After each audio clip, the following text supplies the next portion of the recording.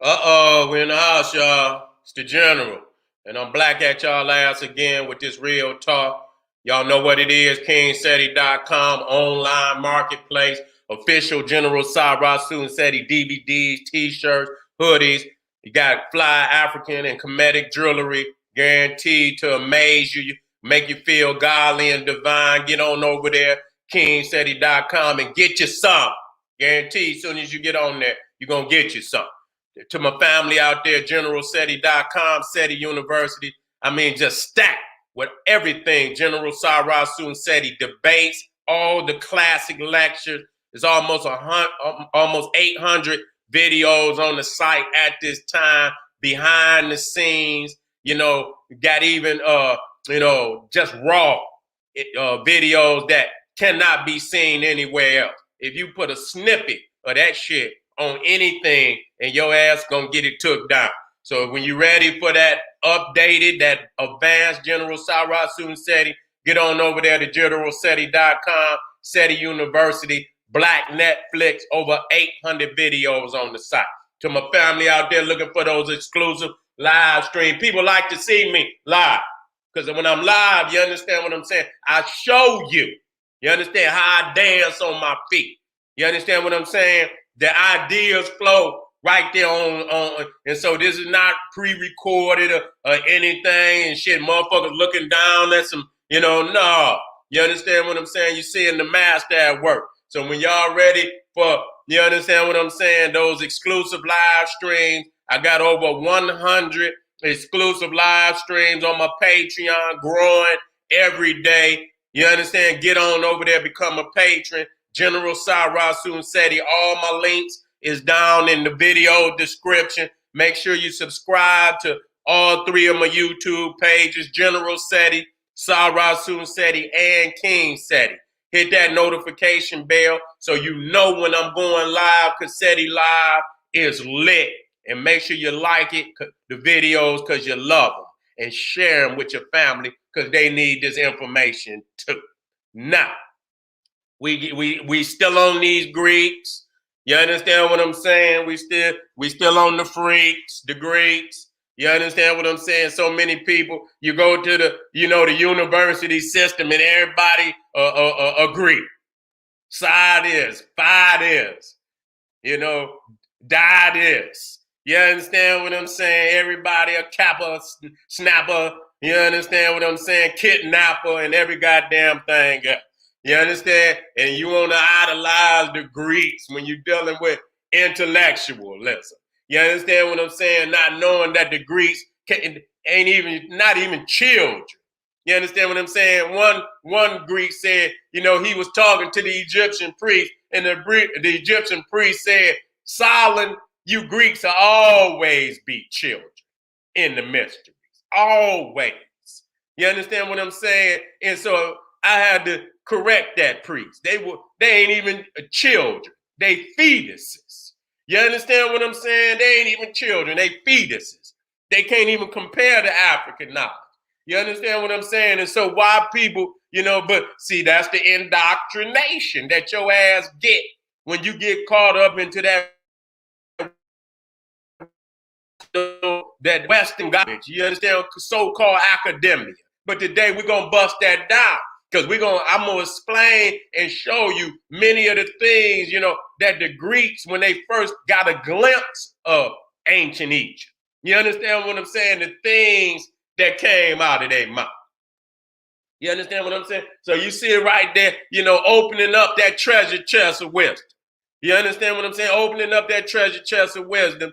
And for the first time, coming out the caves. You understand what I'm saying? Getting some form of civilization. And they was never in the mystery system. I don't want y'all to think that.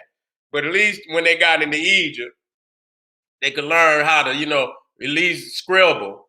They wasn't writing and shit. They were scribbling. You understand what I'm saying? And that's about it. But let's deal with this. Now, this is coming from Homer. Let's listen now. Listen, this is coming out the Iliad. Okay?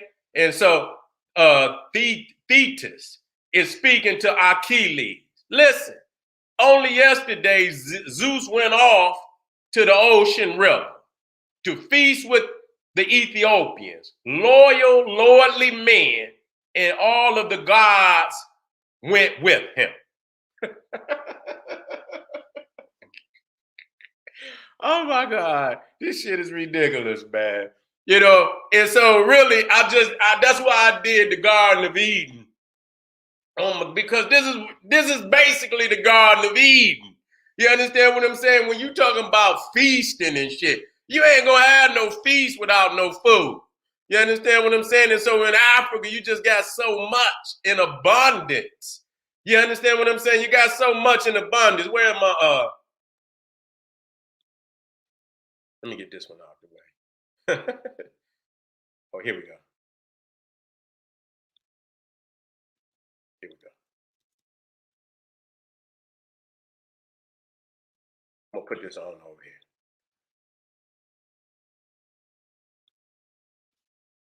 And so, and so when you're talking about the ocean river, you understand what I'm saying? You're talking about the Nile River. You understand what I'm saying? That's the river that you're talking about. And so it speaks in the Iliad that Zeus and all the gods went to Ethiopia. And so when you get off into the teachings of the so-called Medunet, in which, it's evident in not just the interpretation that the gods came from the south, that they came down the river. You understand what I'm saying? So when we talk, all of Africa at one time was known as Ethiopia. You see what I'm saying? But we know that the south is where our people came from, and they came down the river to the northern extremities of Africa, into Egypt, Libya, Carthage, and those are at the bottom. Those are the northern regions. But in the south, where you understand, you see here, you got the Great Lakes region, fresh water, you got the Congo rainforest.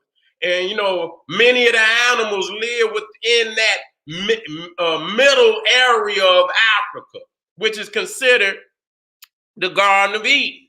So in all these stories they all explain the same region with reverence. You understand? Abundance of paradise. You understand what I'm saying? Well watered, all types of animals and all type of vegetation. And so, we see right there that the God. Now, explain that. Why would the Greek gods be going to Ethiopia? And so this is where we deal with Memnon. And even Memnon was favored by Zeus. He was also beloved by Zeus. You see what I'm saying? Now, in Iliad, it also Iris is speaking to the wind. No time for sitting now. No, I must return to the ocean's running stream, the Ethiopians' land. They are making a splendid sacrifice to the gods. I must not miss my share of the sacred feast. You see what I'm saying? So, and so when you're talking about Zeus, you got to understand that this is Amen. They saying Zeus and they saying all these Greek names, but we have to understand that these are the Egyptian gods. You understand what I'm saying? And so, they using their own manifestation, you understand, to get stake in the game, but really this is all Africans, because even when you're dealing with Troy and you're talking about early Europe, that's African. Ain't even no Europeans in the land. And I want y'all to understand that. And so when you come down, you also see in the Odyssey, it says, but now Poseidon had gone to visit the Ethiopians worlds away. Ethiopians off at the farthest limits of mankind. A people split in two. One part where the sun god sets, and part where the sun god rises. And so one of them you dealing with the Naga Kush. You're dealing with the Hindu Kush. There ain't no Hindus over there, but I'm giving you the expression so you understand what they talking about. Showing that the Ethiopians was on, all through Southern Asia also. There Poseidon went to receive an offering, bulls and rams. And we know Apis and the ram. We know Apis was sacred to Osiris, and we understand the ram was sacred to Amen.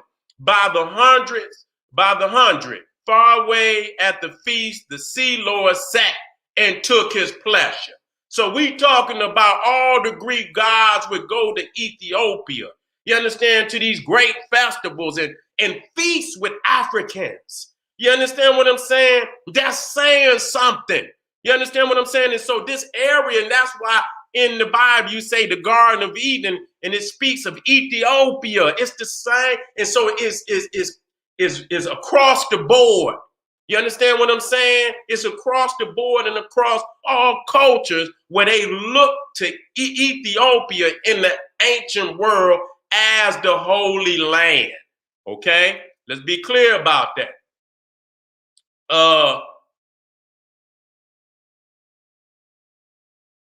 I could deal with the one at the, you know what I'm saying? I deal with the one at the bottom, or the Odyssey. But now Poseidon, god of the earthquake, saw him just returning home from his Ethiopian friends.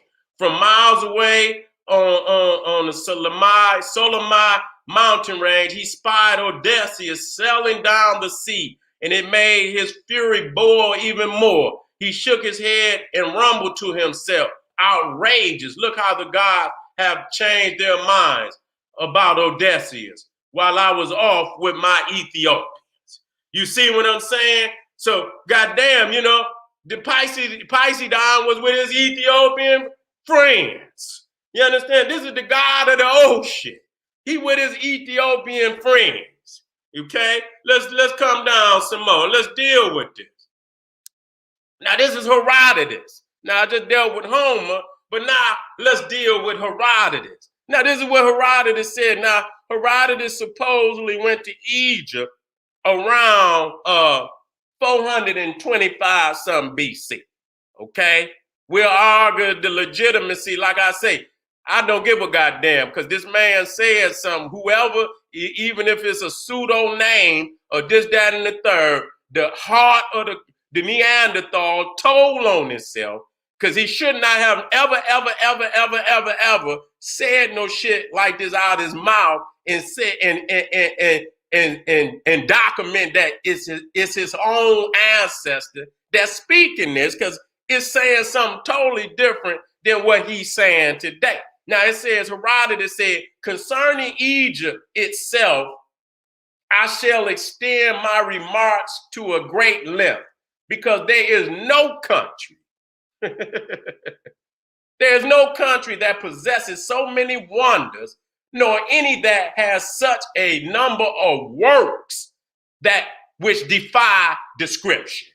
Okay? And listen, not only is the climate different from that of the rest of the world, and the rivers unlike any other rivers, but the people also, in most of their manners and customs, listen, exactly reverse the common practice of mankind. And that's very significant, because we've always been taught that somehow the Arab and the Europeans are ancient Egyptian, but what Herodotus say, the African people are unique totally unto themselves, and that they don't practice no other customs of any other people nowhere in the world. So you cannot attribute any of the customs of Africa to any other people outside of Africa. You understand what I'm saying? So when people start, now, I like to ask this question. I'm in the house tonight. The general is in the house tonight. And so now, if Herodotus was going all around the world, hear me out, you got all these crazy motherfuckers that try to compare Mesopotamia, and all these in India, and even and Herodotus supposedly, if I'm not mistaken, went to India. And that's for them motherfuckers too, even though them is our family.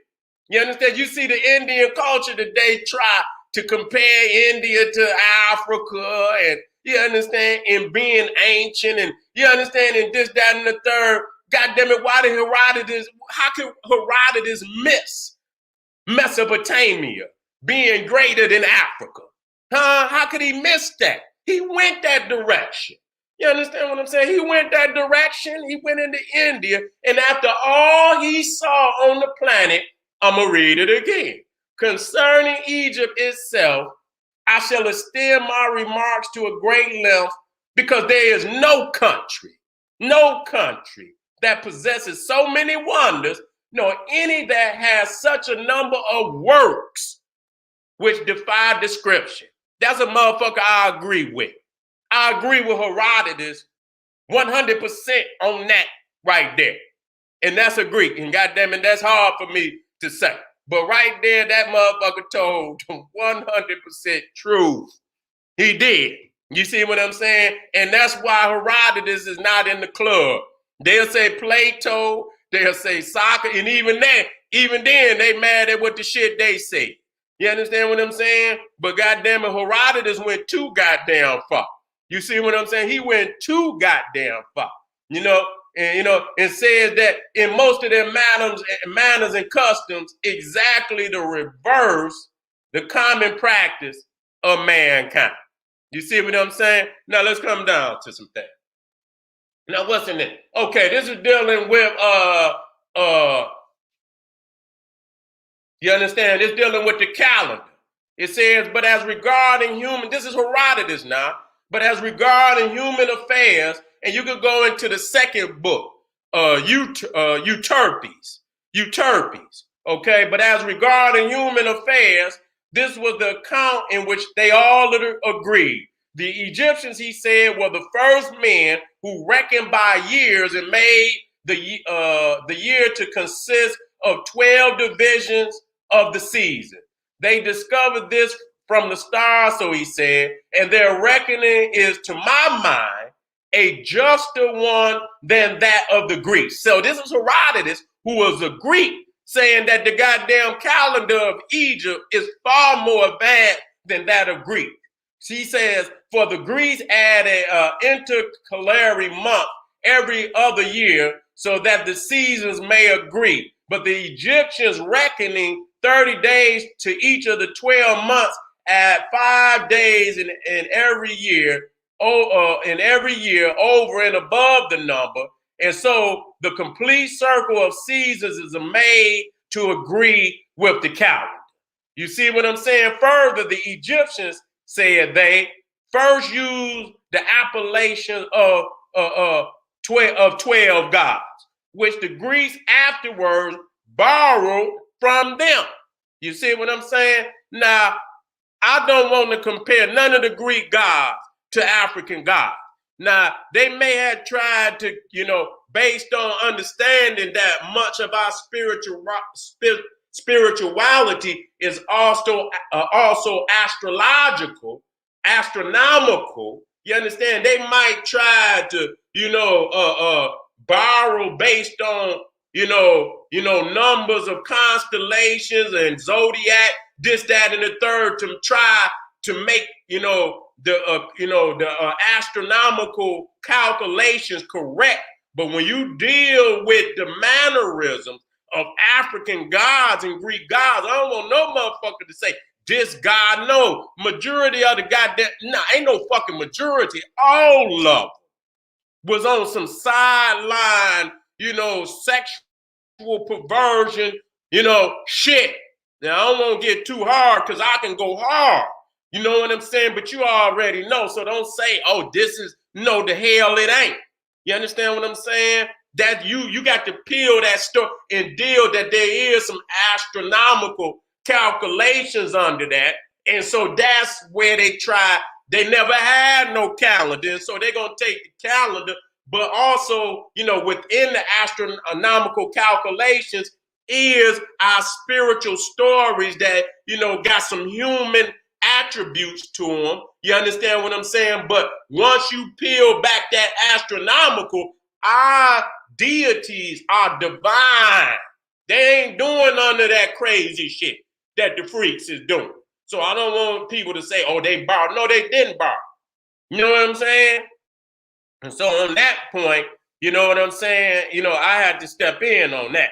And then and it says, and it was they who first assigned to the several gods, their altars and images and temples, and first carved figures on stone.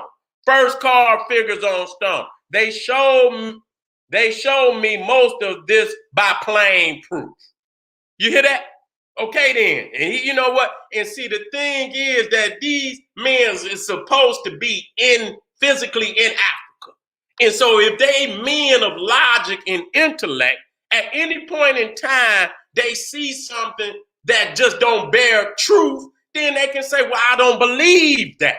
But goddamn, when you read Herodotus, damn, all through the book, he say most of the time what they showed me, I had already recollect my damn self. And everything that I had, they proved it most of the time. They proved it. You see what I'm saying? And so they showed me most of this by plain proof. Now listen to this. And this is very significant. This is very significant. The first human king of Egypt, because we understand that Osiris descended from heaven and became, this is dealing with the ancient spirituality. He became the first king of Egypt, okay? And so now they talking about his human sons. You understand what I'm saying? That became king after him. The first human king of Egypt, he said, was men. Now listen, in his time, all Egypt, save the Thebaic province, was a marsh. All the country that we now see was then covered by water north of the Lake Moraeus, which lake is 7 days journey up from the river, up the river from the sea. Now, that's very significant. Now, if y'all don't know where Thebes is at, I got to get something real quick.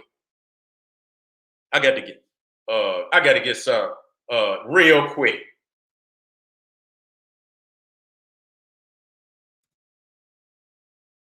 I got to grab a map. I don't even want to. Matter of fact, I ain't gonna do that. I might got it right here.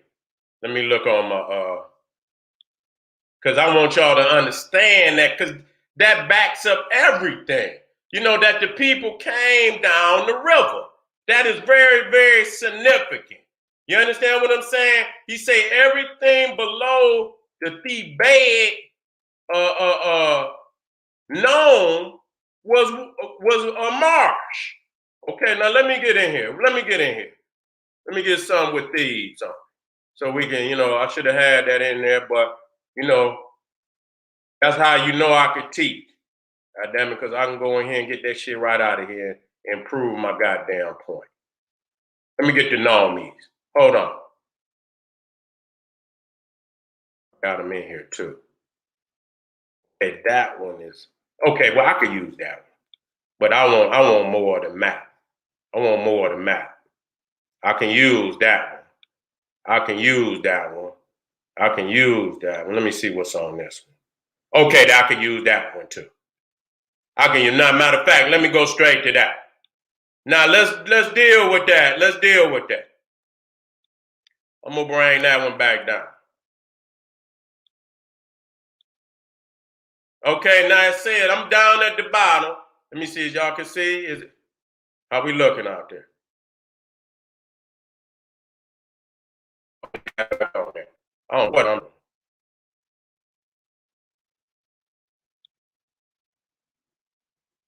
Okay. Now I'm back up there. Let me take that banner out of there right quick. Okay. Now, at the bottom, I'm damn near at the bottom. You see where my point is at? The first king of Egypt, he said, was men. In his time, all Egypt, save the Thebaic province, was a marsh. Okay, now this is Herodotus in 425 BC. Now, when we come up here, you see what Thebes is. Now, Thebes was the great Nubian capital. You understand? Why Setian capital? You understand what I'm saying? When the capital really started. The great family of royalty started coming up out of Waset, Thebes. during the Middle Kingdom, but in the New Kingdom for sure took full supremacy over the, all of Egypt. You see what I'm saying? Now, Herodotus said everything below the Thebaid province was a marsh. You see what I'm saying? Now, when you read the story, it talks about men coming down the river, damming the river, and diverting the water. And when he diverted the water, the land receded. The the land came up. You understand? And from the land, that appeared once the water receded. The water receded, and once the water receded, you can see the land. Okay, and on that land, he built Memphis. That's why I say there is no Egypt before Memphis. Go read Chancellor Williams. He backs that up clearly. The first capital of Egypt is Memphis. And there is no Egypt before Memphis. But you can already see all the nomes and all the cities that's above Memphis. That's Ethiopia. So when they talking about the uniting of the two lands, they talking about the reuniting of Ethiopia and Egypt. They try to make it, where they say Upper Egypt and Lower Egypt, but reality, Upper Egypt is Ethiopia. Ain't no Upper Egypt before Memphis. So what was all those cities before Memphis was founded by men? That was Ethiopia. Wasn't no Egypt yet. You understand what I'm saying? So that's very clear that he would say that. And there's other passages which I didn't get to where it speaks that the people came down the river. The Greeks see that Egypt is a colony of Ethiopia. And so that's very damning to Europeans that try to look for an outside source of the Egyptian civilization. God damn it, because that ain't what their ancestors saw. And then so they're gonna overrule people supposedly living at the time, physically in there looking at it, but they can go through a fucking time machine and overrule that. You understand what I'm saying? I know we got truth on our side, and if you wield it, goddamn it, they are on the run. They really don't want no smoke. You understand what I'm saying? Now, I've read this one, but I'm gonna read it again. For it is plain to see that the Colossians are Egyptians. Now, where is Colossians? We clearly went over that, but ain't no problem for me to go ahead and because I'm right here in the and we can bring it up right here. Here it is. Here it is. Here it is.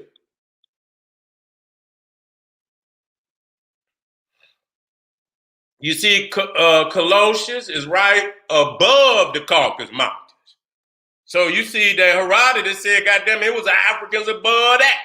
So there ain't no goddamn Europeans, there's no goddamn Caucasians.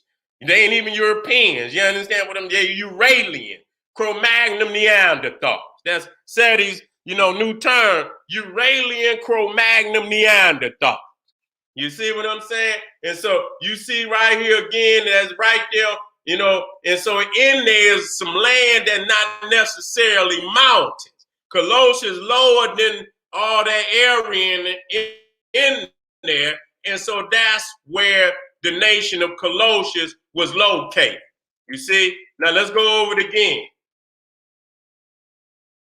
For it's plain to see that the Colossians are Egyptians. And this that I say I myself noted before I heard it from others. Goddamn, they need to put that shit together better. You understand? And that I say I myself noted before I heard it from others. Boy, it shouldn't be that hard. That's why that's why when you hear them niggas out there talking, they'll say that shit precisely too. And you know what I'm saying? Where that shit at? And this is shit at the top. And this that I say, I myself noted before I heard it from others. Man, get that shit out. That man, I said this shit, man, before I even heard a nigga Seti. That's what I'm a nigga. As soon as I seen these niggas, I say, God damn, these niggas is Egyptian. And I said this shit, nigga, before I even heard of nigga Seti. That's what they try. I got to translate this shit. You understand what I'm saying? When I began to think on this matter, I inquired of both people, and the Colossians remember the Egyptians better than the Egyptians remember the Colossians. The Egyptians said that they held the Colossians to be part of Secestrus' army, Senusret III. I myself guessed it to be so, partly because they are black skinned, even though they say dark skinned, they running. But we know if you go get George Rawson's book, he don't say dark, he say black, that they are black skin and woolly hair. Though that indeed goes for nothing, seeing that other people too are such, that there's other nations that are Ethiopians. But my better proof was that the Colossians and Egyptians, listen, and Ethiopians are the only nations that have from the first practiced circumcision. The Phoenicians and the Syrians of Palestine acknowledge of themselves that they learned the custom from the Egyptians. So when he asked them, see, they told them, and so and goddamn it, the alphabet and everywhere they talk about phonetics and Phoenicians and the alphabet, just like they got circumcision, they got the alphabet. Ain't no phonetics or no alphabet star, but no goddamn Phoenicians. You understand what I'm saying? Even though they was Africans too. You understand? So there we sin, we sin with the Greeks. So when they came into Africa, you understand? You got to, and once you compile, you know what I'm saying, what the Greeks, speak about, then you got heavy armor, and nobody out there that's doing scholarship should not have that artillery. You understand what I'm saying? Ready and available to blast at any given goddamn time when they step to the Uralian Cro-Magnon Neanderthal. All right. Let's come on down. Listen to me. Listen to this. And you know what? I've given this shit years ago. So I don't want nobody to think that but I had to I be going around and, in ciphers, and I come back into the Greek shit. You understand? It's been a minute since because I've been in other areas of the world. And so it's time to come back. Listen to this, okay? And so when you start talking about this chronology, you understand what I'm saying? And understand that goddamn Herodotus is not even mentioned in no fucking Mesopotamia. You understand what I'm saying? How in the fuck is Mesopotamia and niggas want to push Mesopotamia as being so powerful, and goddamn Herodotus don't even fucking mention no goddamn Mesopotamia. Now listen, thus far went the record given me by the Egyptians and their priests. Not the Caucasoid, not the Uralian Neanderthal.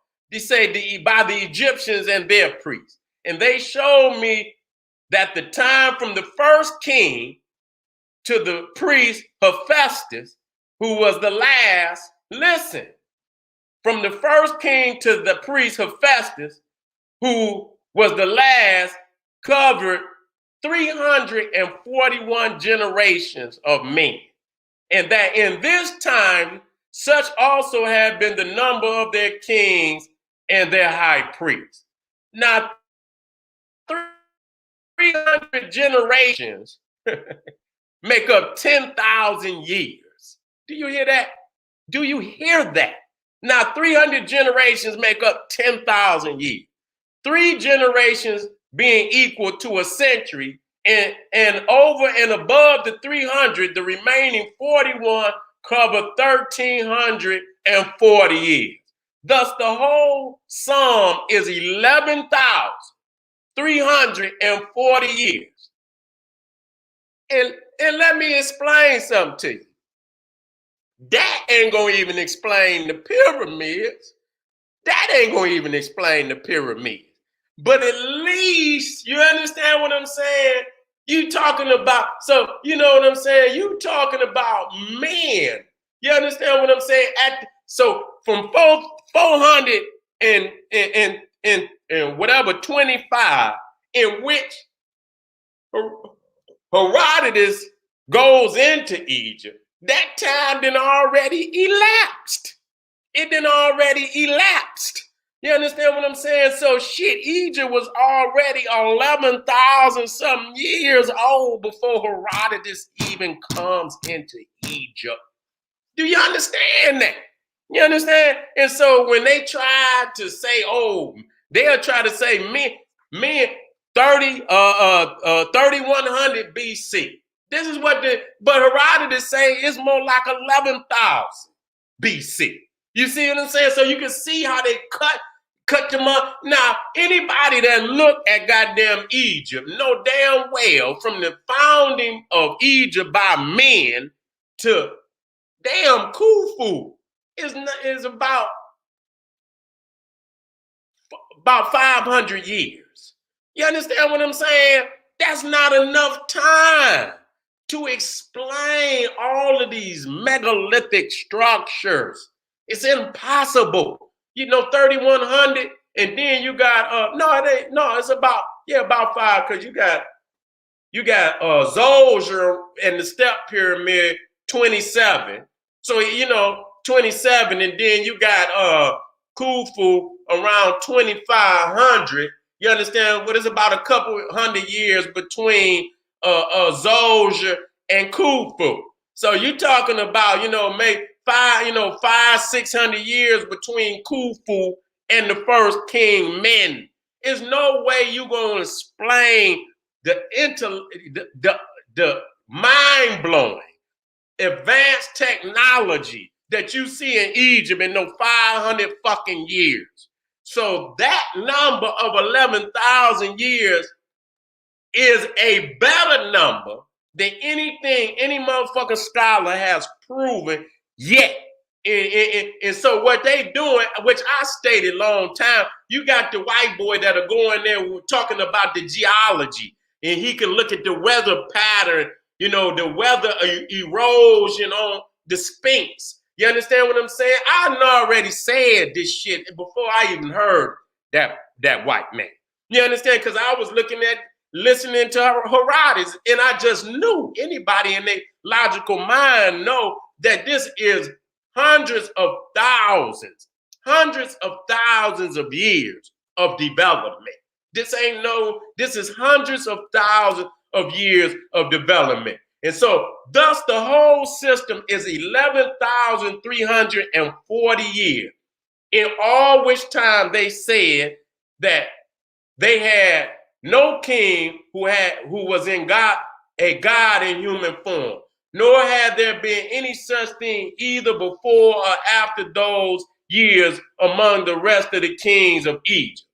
Okay, now listen, listen, in this 11th, I want y'all to listen, okay, 4 times in this period, so they told me, the sun rose contrary to its wont. Twice he rose where he now sets, and twice he sets where he now rises. Okay?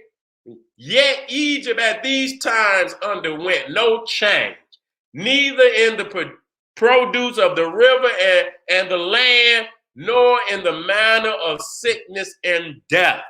So goddamn, what he's saying is, though we see the sun rise in the east and set in the west, they seen twice in that 11,000 years where the sun rose in the west and set in the east. That's very powerful. Okay, that just show you how long our people, and I told y'all about the great year and the Dogon, and I'm gonna get off into that in another video. You understand what I'm saying? And so that again, this is dealing with Herodotus. You understand? Book 5, chapter 5. Anyone who sees Egypt without having heard a word about it before must perceive, if he has only common powers of observation, that the Egypt to which the Greeks go in their ships is an acquired country, the gift of the river. What does that mean? Again, even when I was flying over Egypt, let me show y'all something. Even when I was flying over Egypt, and you look down at the Delta region, the land, it looked like, you don't necessarily don't want to be walking on that shit. You understand what I'm saying? So the silt, what happens is the Nile been flooding forever. Okay, the process that you see where the silt is coming down the Nile River up out of Ethiopia has been going on forever. And so the silt is mud, rich fertilizer coming out of Ethiopia, and then it get down to the mouth of the Nile, and it just piles up. It just piles up. And so obviously as it piles up on top of, piles of years and years, it's forming new land. So it's virgin land is what they saying. And so even Herodotus said shit at the time of men. That shit down there was water. You understand what I'm saying? He dammed the river. He dammed the river, and which means, as the river, you understand what I'm saying? Is shooting up. He put an S in the river. You understand what I'm saying? And diverted the river off in another direction. And when he did that, the water receded down and the land appeared. And on that land is where he built the first capital of Egypt, Memphis. And until men builds that capital, there is no Egypt. All the cities above Memphis was Ethiopia. Ethiopia. Okay? I want y'all to understand that. In other verses, he said that as the land continued, you understand, the people came. That's what Herodotus said. The people came down the river. You understand what I'm saying? We know we the gods and goddesses of Africa. It's over. You understand what I'm saying? Let's come on down. Now, this is in Plato. This is the Timus.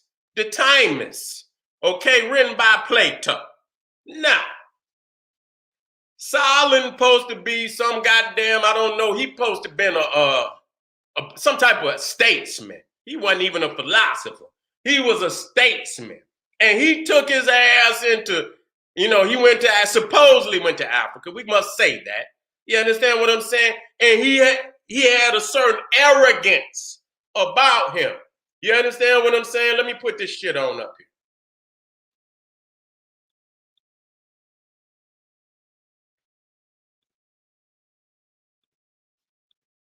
So you can see. And I ain't gonna read it all, but he went in there with an arrogance, speaking about some ancient traditions in Greece. You know what the priest told him? You can start right down here where it say, "Oh Solomon, you Greeks are always children in the mysteries." They didn't left that out. Oh Solomon, you Greeks are always children in the mysteries. There is no such thing as an old Greek, meaning in ancient tradition. And on hearing this, Solomon asked him, what mean you by this saying? And the priest replied, "You are young in soul, every one of you. For therein you possess not a single belief that is ancient and derived from old tradition, nor yet one science that is hoary with age." You understand? And why he said that is because he brought up the fact, number one, is already African. You understand what I'm saying? But by them, the Greeks and, and the Romans, they basically living on fucking volcanoes. You see what I'm saying? And so they never had no ancient, no civilization that lasted no more than a couple hundred years. And a lot of people do not bring that shit up when you dealing with chronology. When you look how long Greece lasted. Greece lasted about, if I'm not mistaken, about 300 years. Okay? In Rome, we're not talking about Byzantium. We're talking about Rome. We're talking about the western branch of the Roman civilization. Technically only lasted about 400 years. It goddamn self. Majority of what they say Roman and they say 1,000 years, they talking about Constantinople. Greece and Rome didn't last longer than the fucking old kingdom. The old kingdom lasted 1,000 years. You understand what I'm saying? So you could fit Greece, Rome, and a couple of more motherfuckers. You can damn near fit the goddamn whole everything outside of Africa. You can damn near fit, because really you talking about you listen. Let's add this shit up. Let's add this shit up. You talking about Egypt fell probably around 600 BC. So you can stack the little, you take the 600 away. You understand what I'm saying? And then you got 2,000. You understand what I'm saying? You got 2,000 years. You understand what I'm saying? Since then, 2,600 years, you can still fit the rest of so-called wannabe history inside of Egypt. And if you deal with the 10,000, goddamn, that shit is nothing. And we ain't even went up the river. We talking about Egypt. You understand what I'm saying? We just talking about goddamn Egypt. We not talking about up the river. You see what I'm saying? So it say, oh silent, you Greeks will always children. Always. That means y'all can't even break from that, because we've been on the planet so long and we done seen things, in the millions of years. You can never catch up. You can never catch up, because y'all always in a chaotic, disastrous mode that boom, just like World War I, World War II, where y'all bombing to the point that you got to start all the way over again and again and again. And in order to get where the Africans is, you got to keep going. Can't no be falling down and shit every 100 years, every 200 years, every 300 years. So the African told them, y'all motherfuckers gonna always be children. Y'all living on volcanoes and you're chaotic anyway, to where every time y'all do get started with a civilization, the motherfucker fall down in a couple hundred years and you got to start all over again. You don't possess one science that is hoary with age. And that's why I get on niggas using Cro-Magnon Neanderthal science. Motherfuckers always out here talking about science and goddamn science, and the mother African already told you. The motherfucker don't even have a science, not one science. The motherfucker, you didn't give him one, not one science that is hoary with age. Okay? Remember that. Next time one of them Cro-Magnon speaks, say, God damn it, the Greeks will always be children. And that's where I'm gonna start my debate. Any motherfucker, you always gonna be. And they ain't even children. I had to talk to my brother African priest and let him know. He said he'd agree with me. You ain't even children. Y'all motherfuckers is fetuses. Aborted fetuses. Goddamn, y'all ain't even children. Let me go on down. Well, now, which one is this? Well, this is dealing with how fertile the land was. You see what I'm saying? Listen, right, I'm going to start right here in the middle, where it says, now indeed, there are no men, neither in the rest of Egypt, nor in the whole world, who gain from the soil with so little labor. They have not the toil of breaking up the land with the plow, nor of hoeing, nor of any other work which other men do to get them a crop. The river rises of itself, waters the field, then sinks back. Thereupon each man sows his field and sends swine in to tread down the seed and waits for the harvest. Then he makes the swine to thresh his grain and so garners it. So, damn, listen to say the motherfucker ain't even got to plow the land. You see everybody else plowing the land out there hoeing and shit, breaking their back. Motherfucker don't even say the guy don't even have to do that. You understand what I'm saying? The goddamn land goddamn fertilize itself. Goddamn fertilize itself. All motherfucker have to do is wait for the water to recede and motherfuckers out there going to get them crops. No, and so that's the garden, and I'm gonna show you that's one of the only lands that was compared to the Garden of Eden. Let me get it for you. Let me get it for you. So you understand this shit. I done worked out on these niggas. Straight up. I be working the fuck out, man. I ain't gonna even play no motherfucking game. I be working out on these motherfuckers. Let me get it. Let me get this.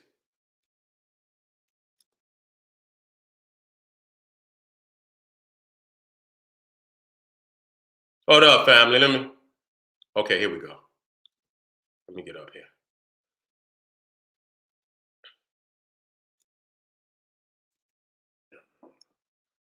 All the way to the top. Okay, let me get it. So when y'all ready, y'all need this documentation, then y'all can get it. Oh, here you go, right here. Right here. Right here. Let me drop it in. We almost there, family. We almost there. Okay. This is Genesis. And Lot lifted up his eyes and beheld all the plain of Jordan, that it was well watered everywhere, before the Lord destroyed Sodom and Gomorrah, even as the garden of the Lord, Eden, even as the garden of the Lord, Eden, like the land of Egypt, as thou comest into Zoar. Okay, so right there it shows you that Egypt was one of the only lands compared to the Garden of Eden, because the Garden of Eden is Africa.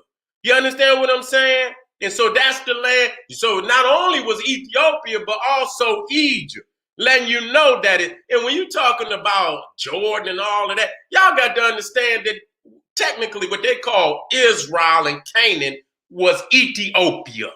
That shit is modern plagiarism to distort the facts. Okay? To distort the facts. Okay, now let me get on down here.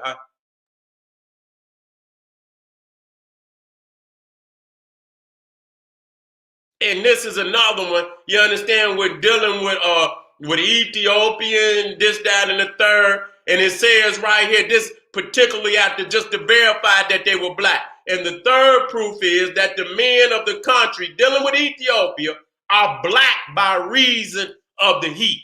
You understand? So when we talk about Memnon being the king of Ethiopia, when we talk about the Colossians being, Egyptians, and you understand what I'm saying? We are verifying that the Greeks saw the Egyptians, the Ethiopians, and all colonies that were associated with Ethiopia as being black. Okay, I ain't done. Now this is dealing with an oracle of two oracles, dealing with one oracle dealing with Dodana, Dodana, okay, which is in Greek, which is one of their prolific oracles. They have 5 oracles, if I'm not mistaken. You understand what I'm saying? Matter of fact, let me see. The 5 oracles, Dodana, Trophonius, Theria, Cumae, and Delphi. Okay? And so Dodana is the one we're discussing. Now, Herodotus touched on that. Okay? Now, it was said that the Phoenicians had stolen, some priestesses out of Egypt. Okay? Okay? And so they are dealing with the fact that they spoke an African language, right? And so the Greeks said that they chirp like birds. You see what I'm saying? And that only meant that they could not understand the language that was coming out of their mouth. Okay? And so we're going to, now, let's deal with this. That then I heard from the Theban priest, we back at what I said, and what follows is told by the prophetesses of Dodana, to wit, that two black doves had come flying from Thebes in Egypt, one to Libya and one to Dodana. Listen, that two black doves had come flying from Thebes to Egypt, one to in Egypt, one to Libya, and one to Dodana. Okay? And it goes down here at the bottom and it says, after she taught, and she understood it. Okay, now let me go to this. I suppose that these women were called doves by the people of Dodana because they spoke a strange language. And the people thought it was like the cries of birds. Presently, the women spoke what they could understand. And that is why they said that the dove uttered human speech, because they were speaking in allegory, that the dove spoke human speech. Okay, as long as she spoke in her foreign language, they thought her voice was like the voice of a bird. For how could a dove utter the speech of men? The tale that the dove was black, listen, the tale that the dove was black signifies that the woman was an Egyptian.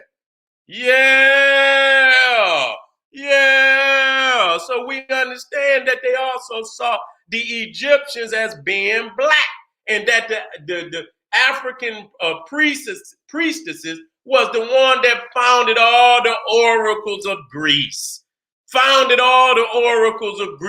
And you can go on there and they'll be talking about the oracle of the black dove. I got the information on there. So they knew that the Egyptians was black, and they spoke it very readily, you understand, through all, their writings.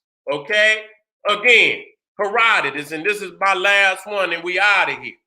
The Egyptians, and I want y'all to hear this, for all you cool niggas out here that love adopting other people's culture. The Egyptians shunned the use of Greek customs. You hear that? Our African ancestors shunned the use of Greek customs, and to speak generally the customs of any other man whatsoever. Do you understand that? So you motherfuckers out here, and claiming y'all and y'all don't understand the revolutionary side of ancient Egypt. The Egyptians Ethiopians shunned the use of Uralian, Cro-Magnon, Neanderthal customs, and to speak generally the customs of any other man whatever. Okay, whatever. We don't adopt, we the gods. And that's one of our major failings that we do not understand. We are the highest example of divinity, morality, law on the planet.